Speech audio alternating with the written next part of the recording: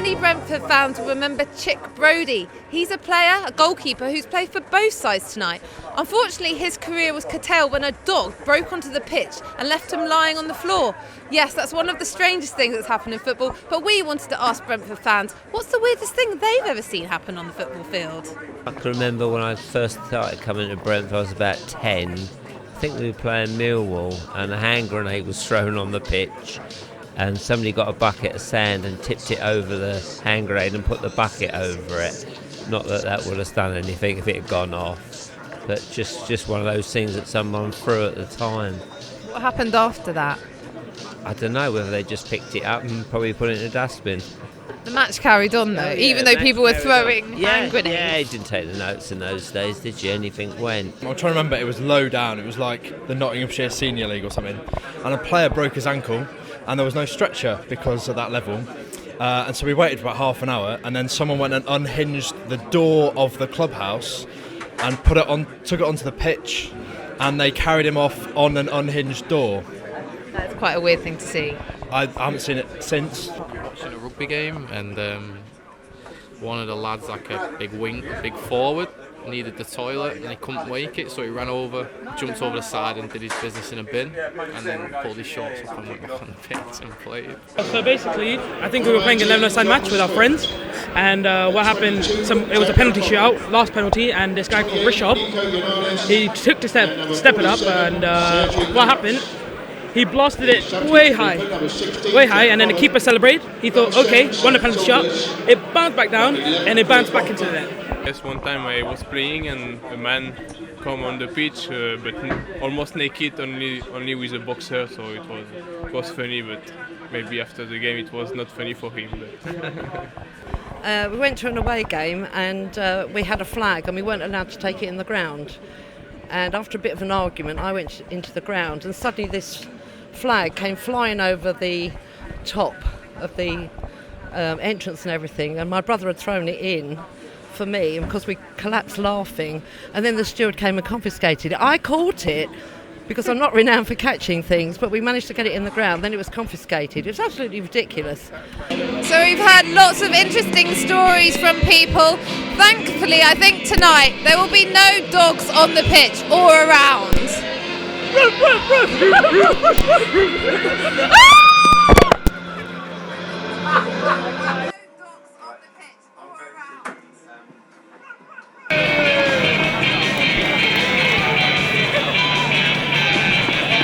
This is quite strange.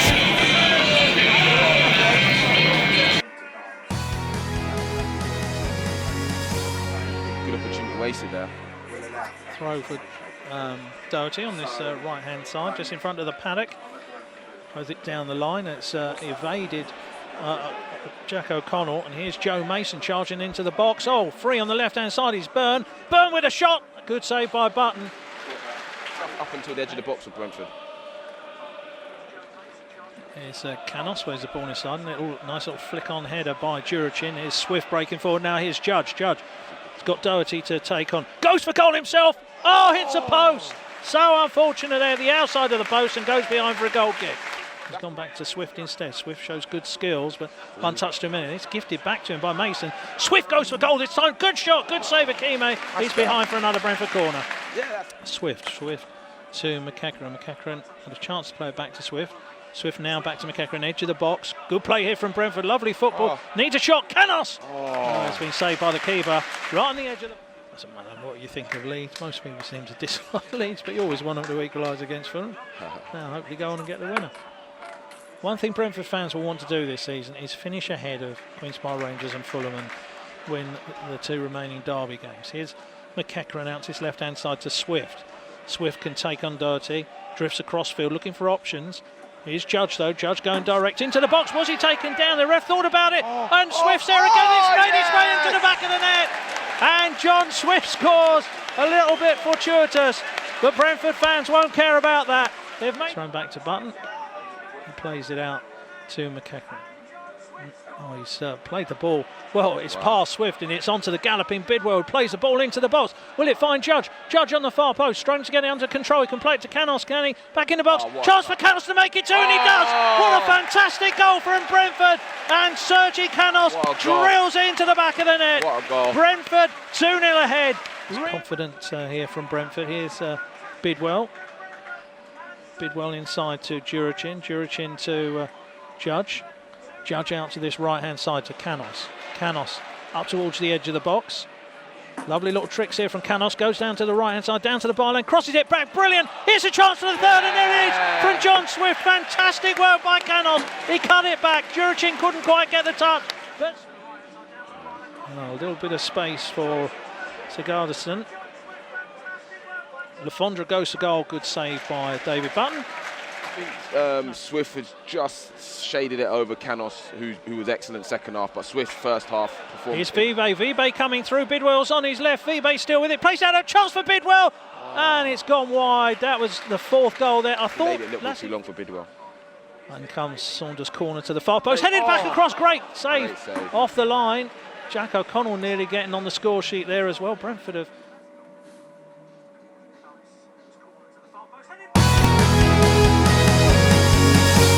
Left-hand side, surely this will be Judge on his right foot. Referee blows his whistle. Up comes Judge. Judge top corner. What a save by Cam. It's over the bar. Thought that was heading into the back of the net. That's a quality save from Lee Cam. Brilliant. Up he comes now. Mattock floats it to the far post. It's headed down and then up in the air. Comes back on the half volley and it's sliced wide there. An excellent chance for Greg Halford. Enjoying it. Yes, for a game that hasn't had a huge number of clear-cut chances, it has been an enjoyable afternoon so far. Oh, it's a chance in the box. Frecklington plays it across, should have gone for goal, still with it. Play back again, that is a goal. And it's into the far corner, and it's Derbyshire with it. He takes his shirt off and delivers a message. We can't see it from here. And Rotherham take the lead on 29 minutes. We'll win against these teams who will play direct against us. Here's Canos. Swift on the outside. Needs a good cross into the box. Chips it up. Looking for Judge. Oh, hits a chance for Canos. Oh, Canos tried to go round his man. It's a penalty. My first thoughts there were that Canos made the best of that. And the referee blows his whistle. Up comes Judge now. And it's saved. But the replay comes back to him and he scores that time. He gets his 14th goal of the season. Good save initially by Camp, who's down low, away to his right-hand side. But it comes. Up he comes now, Mattock. Great shot, it's just gone past the post, away to the right-hand side. Left-footed towards goal. Up he comes now. Flicks this one across, it's headed away by Dean, flicked to the edge of the box by McEachran. Now here's Thomas, drills one forward, and it's well saved by Button down to his right-hand side. Rotherham plays it into the box, but Dean's over that and clears it upfield. First touch for Hoffman, it's a very, very good one. And here's Judge, plays a great ball the outside of his boot to Canos. Perfect chance for Canos to run into the box. Hoffman's on the far post. It's played back to Judge. Judge on the volley. It's over and into the Brentford fans. Perfect move there. And when that was bouncing up for Judge, flat throw into the box. It's headed away. It's come back to Ward on his volley. What a great save by Button over the bar. Fantastic from the substitute Ward. Heading into the top corner, but Button's just done enough. Far side. Flat one to the near post. It's headed up in the air by Hoffman, who's back there. Good header down by Frecklington. Shot comes in and it's 2-1. And it is a substitute Ward who so nearly scored a second ago. This time he's on the score sheet. And Rotherham score against the run of play. The goal against them hurt so badly. What have Brentford got in response? Up goes Hoffman for a header. Here's O'Connell with a header away. Now Bidwell loops it on in the midfield here. Judge comes back to win it. Finds Woods. Woods will dink it out to this right-hand side looking for Canos. Mattock is there first. He's challenged by Yanaris, who does enough to win the ball back for Brentford. Yanaris then to Canos. Lovely ball down the right side. Ball into the box. Hoffman and only with a chance. Swift should make this 2-2. And it's off the line. Back to Swift again. Plays across. Here's Hoffman. Great save on the line. That should have been 2-2. Brentford should have scored there. It's now back with McEachran down there in the valley. Yeah, they got it back to 3-3. And there's hope. All of a sudden there's hope in South Yorkshire for Rotherham. This could be a great Saturday for them. Here's Vibe though. Vibe to Hoffman. Through to Vibe. Chance to make it 2-2. Good save and it spills back to Vibe again. Oh, that could have been a chance at the end of the game for Brentford to get back on level term. He's played through, in fairness to Vibe. It was a good shot and a good save by Cam. Good afternoon, everybody. Welcome to a sun-drenched Griffin Park on a cold, late February afternoon. My name's Chris Wickham. I'm stepping into the very ample shoes of Mark Burridge this afternoon to bring you live commentary on Brentford versus Crystal Palace in the Under-21 Professional Development League 2 South. Quite a mouthful there, I'm sure you'll agree. Alongside me is Kieran Brett, who the voice you'd have heard from most of these live commentaries on our YouTube channel. Sean Ridley will once again be driving us from the office, making sure that anything goes wrong. So if anything does go wrong, just tell Sean it'll be his fault. As I say, a nice sunny afternoon, and the big news is why I'm sure you're all tuning in, is that Scott Hogan plays today for Brentford. He is back. 2 cruciate knee ligament injuries, but he's back today and he starts, and we'll see how long he goes. Obviously fitness will be an issue, but Kieran and I have both watched him training. He's doing very well. He is, when the manager says in his press he's raring to go, he is not understating that. I'll run you quickly through the 2 teams, and we'll bring in Kieran for his thoughts. Brentford have gone with a very experienced lineup today by under-21 standards. They have Jack Bonham in goal. The back 4 will be Josh Clark, Chris Mepham, Jan Holdak and Tom Field. 2 holding midfield players, Zane Westbrook and Reece Cole. 3 in the attacking midfield position, Herson Rodriguez Alves, Bradley Clayton and Andy Goggia, and Scott Hogan will be the striker. 4 on the bench for the Bees, Cameron Greaves, Adi Lausis, Zach Burse and Kyan Marsh-Brown. Crystal Palace, looking at their lineup, we also expect them to play a very similar 4-2-3-1 system. They have Chris Kettings in goal. Their back 4 will be Ben Winter, Mike Kroll, Zeki Friars and Christian Scales. 2 holding midfield players, Hiram Boateng and Luke Dreyer. 3 attacking midfield players, Jason Lokilo, Connor Diamond and Randall Williams, and a striker, Corey Andrews. They have 4 on the bench, Clayton Penetral, Matty George, Malachi Hinkson-Mars, Charlie Hayford and Will Hoare. So for the first time this afternoon, it's time to bring in Kieran Brett. So Kieran, first of all, talk us through this Brentford team. As you play, it'll be a 4-2-3-1 with Josh Clark at right back, Tom Field left back, young Chris Mepham, 18-year-old Chris Mepham at centre back alongside Jan Holdak. We haven't seen much of Jan at centre back this season, played predominantly further forward. He is the development squad's top scorer this season with 11 goals. And then we'll have Herson on the right, Bradley Clayton through the middle and Andy Goggia on the left, with Reece Cole and Zane Westbrook as the 2 holding midfielders behind Scott Hogan. And I've got to say, the smile on Scott Hogan's face as he walked out of the tunnel was something that would warm even the coldest of hearts, because the 18 months that he's been through, just for him to get back on his pitch, he is absolutely delighted. I'm sure he cannot wait for the referee to blow his whistle and get back to playing. You obviously see a lot more of this team than probably anyone else, certainly including myself. A couple of interesting ones there. Jan Holdak playing at centre-back. Well, the games I've seen Jan played, he's played all throughout the team, playing in attacking midfield on the flanks. As a centre-back, you said he played part of the game there last week. He did, yes. The game down at Bristol City last week after Chris Mepham was sent off. Jan started into centre back. Obviously, he's not the tallest of players, and aerially it will be a good test for him today. Crystal Palace generally a very physical, big, strong side, so it'll be good for him as a physical battle. But when he came to the club in the summer, he came as a player who was happy enough to play in the centre of defence. But as you rightly say, he's played 23 games this season, scored 11 goals, and most of that has been played as either the attacking midfielder or the striker. You could argue that puts a lot of pressure on Chris Mepham, who, of course, lest we forget, is still an under-18. He will be turning professional in the summer. He has been the 19th man for Brentford's last 2 home games. But that puts a lot of pressure on his shoulders. He's the main man in that defence today. He is, yes, and you look at the fullbacks as well. Obviously, Josh Clark's a very attacking fullback, as is Tom Field, so it's a lot of responsibility on Chris there. But I know that Fleming, Kevin O'Connor think very, very highly of Chris, as you rightly say. He's been the 19th man for a couple of first team games in the last few weeks. He's been offered his new contract. I know they think he's a very mature individual, and Fleming, Ozzy, everyone in the academy has spoken a lot in recent years about they want to push players to become being comfortable being uncomfortable is the phrase they use. And I think making Chris the focal point of this defence as a 17-18-year-old today is something that will be very good for his development, and something they'll have thought about and clearly think he can handle. Obviously, under 21 level is not all about results. Everyone likes to win, but I don't think we can start without talking about the current run of form, which is 1 win, which came on December the 21st. That's the only win since November the 16th, which was a fine win away at Ipswich Town. Only 1 win since then. There've been a couple that have gone against Brentford a little bit. A last-minute equaliser at Watford, if I remember rightly, and the game here against Ipswich a couple of weeks ago, Brentford deserved to win. Why haven't they been winning? I think you look at the goals they've scored recently. I mean, they've scored one against Charlton, one against Ipswich, one against Colchester, one against Charlton. Goals win games of football at any level, and that's very much the same at under 21s level. And they had chances in that Ipswich game to extend their leads. The Charlton game, they were good in patches, had chances to go ahead in that game, but were caught by a late goal. I think it's just a case of putting the ball in the net, and that'll be something they'll be looking for Scott Hogan to do today. Is it important that everyone doesn't get too excited about Scott in a way, because he's I'm sure he's excited, I'm sure he's desperate to play, but when you've spent 18 months not doing what you're paid for, or not doing anything to a certain regard, you're not going to pick it up straight away, are you? No, very true. I think that's the big thing for Scott as well, is that Dean was very keen to say that he had to feel it was when it was right to reintroduce Scott, that's when he would reintroduce him.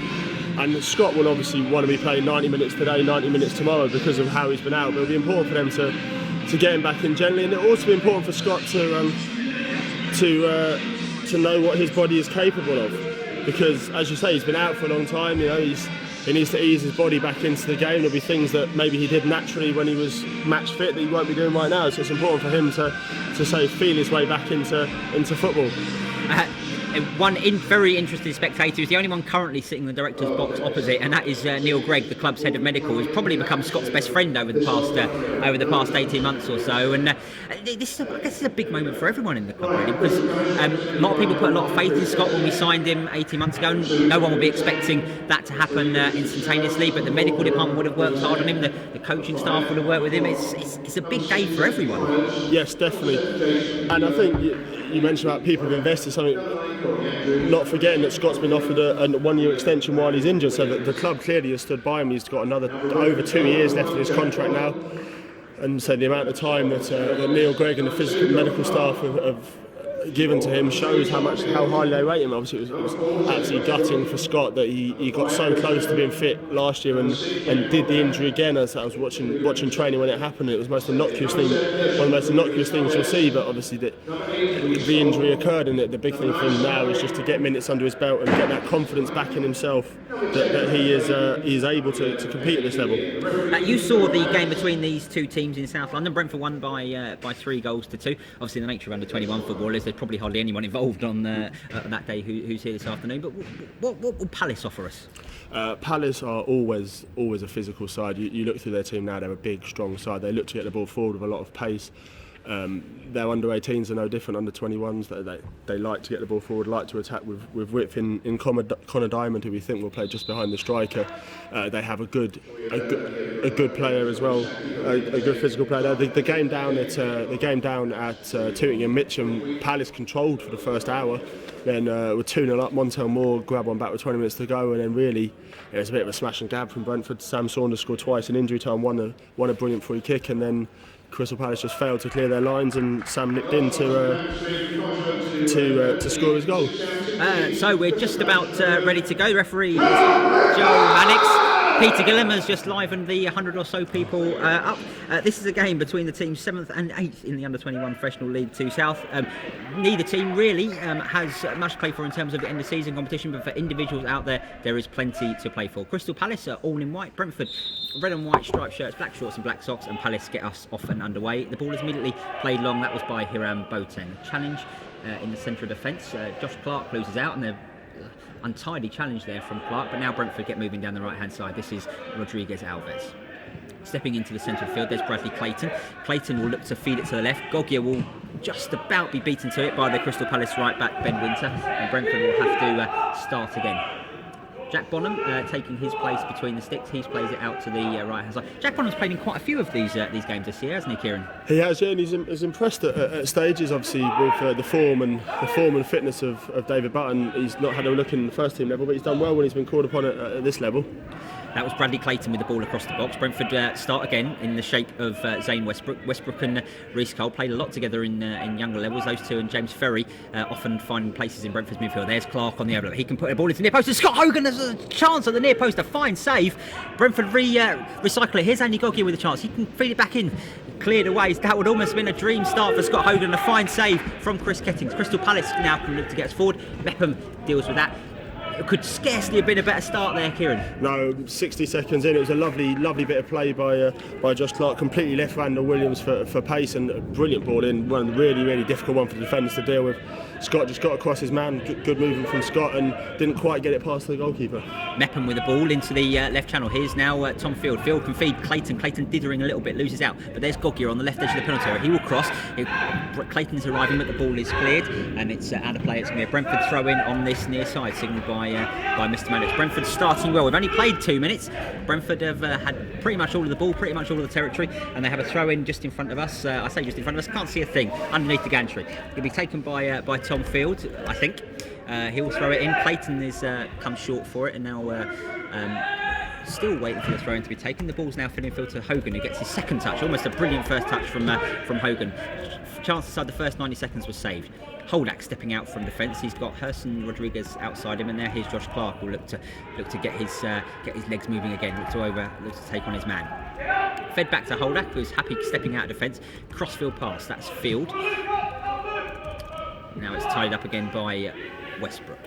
Westbrook now into Holdak. And Josh Clark on the right hand side looking to take on and tease his man again. There he goes, Josh Clark, looking to use his pace. Good defending this time, better defended by the Crystal Palace man. Knew it was coming, dealt with it, and now Josh Clark's task is to remember that he can't run his man every time and has to do something different. Yes, that's the thing. If you get predictable, Crystal Palace will find a way to cover that. But it's important for Josh that he uses the players he's got around him, the movement and trickery of Bradley Clayton, and just gives Randall a difficult afternoon. Deepest man back for Brentford is Westbrook. He spreads it out to Holdak. Holdak with a ball in field looking for Hogan. Can't quite find it, but it's intercepted well by Mike Kroll. Now Boateng with a little chip ball forward. That's a good ball for the winger. Now into the centre of the box. There's going to be a chance for Williams to shoot. It was Williams who played the ball, and it was Andrews with the shot. He drags that horribly wide. He should probably have done a bit better. He should, yeah. It was good coupling back from Tom Field just to get in and put him under pressure, but it was a presentable chance just on the edge of the box there, and he'll want to be hitting the target from there, to be honest. So goal kick to Brentford. Jack Bonham to take it. Plays it long and left, looking for Field. Got that one slightly wrong, so Crystal Palace can step out with the ball. It's a free kick from Crystal Palace's way for a challenge by Tom Field. Palace with an opportunity to play it into the box. Hiram Boateng is the man who's going to take it. He's going to look to come forward and put it into the box. The centre backs have gone up. Kroll and Zeki Friars, who many people remember from Manchester United. Kroll is going to be the main target by the looks of it, with Corey Andrews also up there. Boateng plays the ball in. That's not a good one. Headed away well by Reece Cole, and now Brentford can clear their lines. Good challenge again by Holdak, and now Brentford can actually go on the counter-attack. There's a ball on the left-hand side for Gogia. If he gets it right, it's a great ball there from Clark, and Gogia is in. He's going to round the goalkeeper, and he should score, and he's hit the post. Brentford cycle it again. Here's Cole with the ball onto the far side to Clayton. Clayton can bring it down, and he will shoot, and it's saved again. Clayton back to Herson Rodriguez-Alvarez. He'll shoot with his left foot, and that one's gone wide. And you have to wonder how Brentford didn't score. It was a fantastic breakaway, led by Reece Cole with the ball into Gogia. Gogia did everything right. He went round Chris Kettings, and then with the goal gaping, he's placed it against the post. Follow-up chances. Clayton had one. Herson Rodriguez-Alvarez had one. We played 5 minutes, it's still 0-0, and it definitely shouldn't be. No, exactly, and this is the point I was making before the match about sometimes the development squad haven't killed off game or haven't scored when they should do, and there's no way this game should be 0-0 now. One of those chances should have been put in, but you can see the amount. It's 5 minutes in, and Brentford have created 4 really good chances already. Good challenge in there from Gogia, but Crystal Palace still maintain possession with Boateng. Clever ball into Friars in the centre of the field. He was harried and hustled there by Reece Cole, but Crystal Palace maintain possession. It's played forward by the left back Christian Scales all the way through to Jack Bonham in the Brentford goal. And as is the Brentford way, they're going again quickly, looking to get the ball moving forward. Bonham receives it back, and he will play a slightly longer pass this time, looking for Josh Clark. Josh Clark with a clever flick. Didn't manage to find Herson Rodriguez-Alvarez, didn't quite get that one right with his first touch, and Palace win the ball back.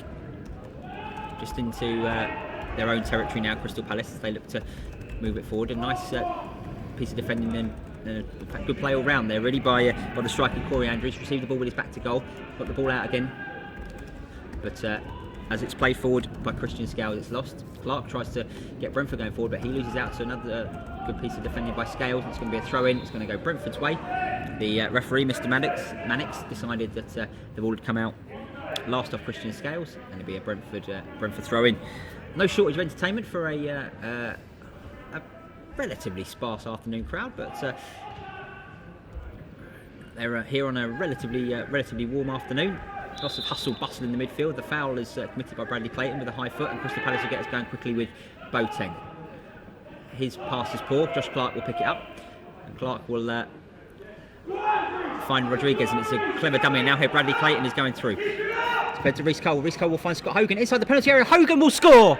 Scott Hogan will score for Brentford 7 minutes into his comeback.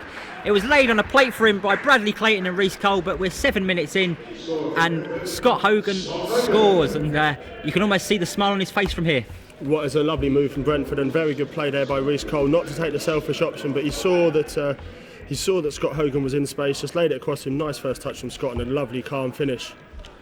Really good piece of forward play again by Hogan, because he just about managed to stay onside. Well, we say just about, the linesman side he stayed onside. It looked a bit dodgy to me, but he read the line right. Good Brentford breakaway. That's 2 or 3 times now that Brentford have broken away well. They lead by a goal to nil here in this under-21 match at Griffin Park, and the goal scorer is Scott Hogan, which I'm sure will gladden every Brentford fan's heart. We should probably have had 2 already. We've only been playing 7.5 minutes. Played down the line by Crystal Palace, looking for the run of Corey Andrews. That's going to fade out of play, and it's now a throw-in Brentford's way. On this near side, the Brentford left. Brentford kicking from right to left in this first half. We played 8 minutes. If you are just joining us, live on the Brentford FC YouTube channel this afternoon, and if you're watching back on the highlights, then it was live and you missed it. So throw-in, which will be taken by Tom Field. Exchange of passes with Zane Westbrook, and the ball looking for Rodriguez Alves on the right hand side. Didn't quite get that one right. It's going to be a headed back cleverly by Christian Scales, who started well. And the goalkeeper Chris Kettings will play it out again. 2 Scales on that left hand side. Nice touch, fed in field to Connor Diamond, who's been quiet so far but looking to get into the game. Good tackling there by Bradley Clayton, who's playing in the shirt 10 and in the position 10 for Brentford this afternoon. He's a very intelligent footballer, Bradley Clayton. Obviously, he's diminutive in size, and maybe that might be the one thing that would hold him back moving forward potentially. But in terms of his footballing ability and his footballing brain, it's probably second to none in this team. I know that the way that Fleming is looking at playing at the moment with a very intelligent side, Bradley Clayton fits into that perfectly. Clayton was going to be one that I was hoping we could talk about at some point this afternoon, because he scored lots and lots of goals last year. He almost came from nowhere to score lots of goals, really, because his first year as a scholar, first year in the youth team rather, wasn't prolific. He scored lots and lots of goals last year, fully merited his professional contract, but you sort of wonder where he's going to fit in as a professional. So that's the point. In youth team football, where maybe technical ability of some players is better than others, he really stood out at stages last year, and he's a very clinical finisher. If you get the ball to him in and around the box, more times than not he'll hit the target and get it, and he'll score. But as you say, in terms of the professional game, you look at him and you think, where might he be able to play? The 10 position maybe is somewhere where he could play, where they're trying him at the moment, because he was an out-and-out striker with the development squad last year, and this year they've pushed him back, pulled him back a bit to play in the number 10 role. It's a free kick to Crystal Palace. To be taken on this right-hand side. It's Boateng who's gone over again to take it with his left foot. He's going to curl it in towards the near post. Brentford have everyone back in their penalty area. Palace have put most players forward. Only the fullbacks sitting slightly deeper. Boateng will take it. It's a decent-looking ball, but Hogan, as the near post man, heads away, and it's going to be cleared in the end, but not too far. Returned by Crystal Palace, and a chance to put the ball into the box from. As a shot comes in, and that should have been the equaliser. Really, it was a cross from Corey Andrews, only half cleared by Zane Westbrook in there, and Luke Dreyer will think he probably should have equalised. Yes, definitely, it was a presentable chance.